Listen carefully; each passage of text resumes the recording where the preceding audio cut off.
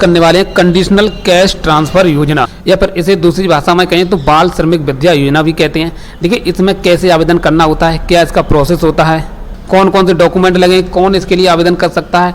तो देखिए और सबसे बड़ी बात आती है आवेदन करने से पहले आपको ये जान लेना कि इसके नियम और शर्तें क्या होती हैं। यहाँ पर पूरे पोर्टल को मैनेज कर सकते हैं, ऑनलाइन भी कर सकते हैं, पंजीकरण अगर वजह से खो जाता है तो निकाल सकते हैं, शिकायत दर्ज कर सकते हैं, शिकायत की स्थिति, लाभार्थी लॉगिन, सारा कुछ यहाँ से कर सकते हैं। अब देखिए ऑनलाइन करने से पहले आपको इस चीज़ को समझ में कौन लोग, किस कैटेगरी के लोग आवेदन कर सकते हैं।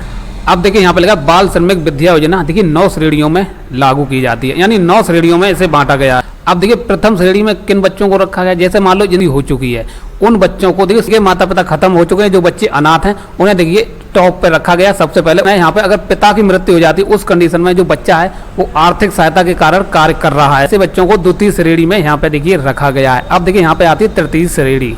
अब देखिए यहाँ पे उन बच्चों को रखा है जिनके माता पिता पूर्ण रूप से दिव्यांग हो और जो बच्चा है वो आर्थिक सहायता करने के कारण कहीं दूसरी जगह काम कर रहा हो, तो देखिए उस कंडीशन ऐसे बच्चों को यहाँ पे तृतीय श्रेणी में रखा गया है।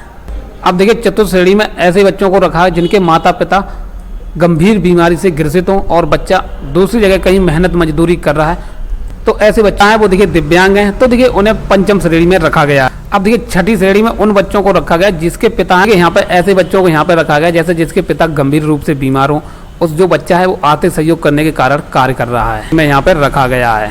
अब देखिए यहाँ पे सप्तम श्रेणी में कैसे बच्चों को यहाँ पे रखा गया, देखिए परिवार की मुखिया यानी माता या फिर महिला से तात्पर्य यह होगा कि पति की मृत्यु हो गई हो या फिर महिला तलाकशुदा की जिम्मेवारी है उस महिला के ऊपर हो, तो देखिए उस श्रेणी के जो भी बच्चे आते हैं तो उन्हें देखिए सप्तम श्रेणी में रखा गया है। अष्टम श्रेणी आती है, अष्टम श्रेणी में किसे रखा गया, देखिए जहाँ माता पिता की मृत्यु हो चुकी है अथवा माता स्थायी रूप से दिव्यांग हो अथवा माता किसी गंभीर रोग से ग्रसित हो, उस कंडीशन में जो भी बच्चे आते हैं तो उन्हें अष्टम श्रेणी में रखा गया। अब लास्ट श्रेणी देखिए यहाँ पर नवम श्रेणी में उन बच्चों को रखा गया, उस कैटेगरी बच्चों को रखा गया जिनके माता पिता भूमिहीन हो, यानी जिनके पास जमीन नहीं है और जो बच्चा है वो आर्थिक सहायता के कारण कहीं दूसरी जगह कार्य कर रहा है, तो उस कंडीशन में देखिए यहाँ पर नवम श्रेणी में बच्चे को रखा गया है। ये तो देखिए कैटेगरी, अलग अलग कैटेगरी में अलग अलग बच्चों को रखा गया है। अगर आप इन कैटेगरी से आते हैं तभी देखिए आप इनके लिए आवेदन कर सकते हैं। अगर आप इस कैटेगरी में नहीं आते हैं तो गाइस आप आवेदन तो कर सकते हैं मगर आपको लाभ नहीं मिल पाएगा, तो इस चीज़ का विशेष ध्यान रखना। अब देखिए यहाँ पे कुछ और यहाँ पे टर्म कंडीशंस लिखी हुई हैं। अब देखिए बाल श्रमिक विद्या योजना में किस उम्र से लेकर किस उम्र तक के बच्चे अप्लाई कर सकते हैं, तो देखिए यहाँ पे 8 से लेकर 18 साल की अगर आपकी एज है तो उसके बीच के जो भी बच्चे हैं आप यहाँ पे आवेदन कर सकते हैं। तो ये कि ये योजना है किन किन जिलों में अभी एक्टिव है, यानी उत्तर प्रदेश में अभी लागू नहीं है, यहाँ पे कुछ जिले दिए गए हैं देखिए उन्हीं में एक्टिव है। तो देखिए यहाँ पे 20 जिलों के नाम यहाँ पे देखिए आपको देखने को मिल जाएंगे। आगरा है, प्रयागराज है, कानपुर नगर है, बलिया है, लखनऊ, बाराबंकी, बरेली, बदायूं, गाजियापुर है, गोंडा है, श्रावस्ती है, बलरामपुर है, बहराइच है, मुरादाबाद है, सोनभद्र है, मिर्जापुर, जौनपुर, वाराणसी, गाजीपुर, इन जिलों को देखिए यहाँ पे सम्मिलित किया गया।